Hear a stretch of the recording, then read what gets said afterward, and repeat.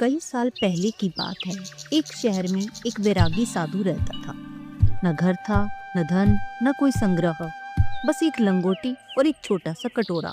वह साधु शहर शहर घूमता, भिक्षा मांगता और बदले में लोगों को जीवन की गहरी सच्चाई बताता। धीरे धीरे उसकी प्रसिद्धि इतनी बढ़ी कि उस राज्य की रानी तक यह बात पहुंच गई।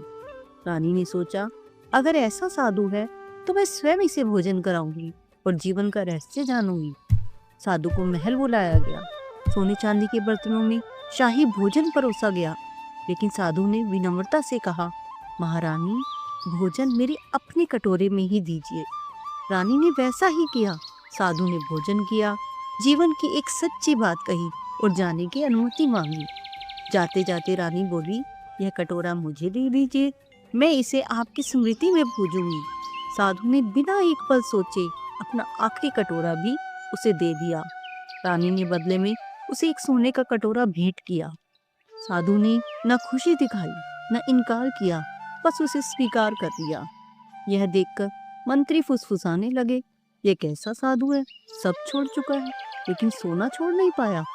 साधु वहां से चला गया और अब उसी सोने के कटोरे में भिक्षा मांगने लगा।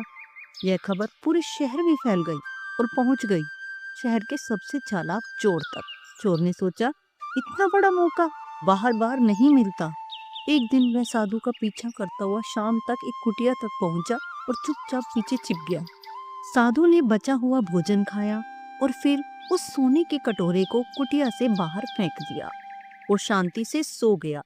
कटोरा सीधे चोर के पैरों के पास आकर गिरा। चोर सन्न रह गया। जिस चीज के लिए वह पाप करने को तैयार था, वह साधु के लिए बेकार थी।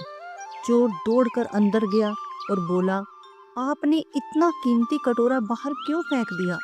साधु मुस्कुराया और बोला, मेरे लिए किसी वस्तु की कीमत बस इतनी है कि वह उपयोगी हो, लेकिन अगर वही वस्तु मेरी शांति छीन ले, मेरी नींद छीन ले, तो उसे छोड़ देना ही बुद्धिमानी है।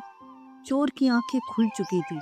वह समझ गया, वह पूरी जिंदगी जोड़ते जोड़ते हारता रहा और यह साधु छोड़ते छोड़ते जीतता रहा।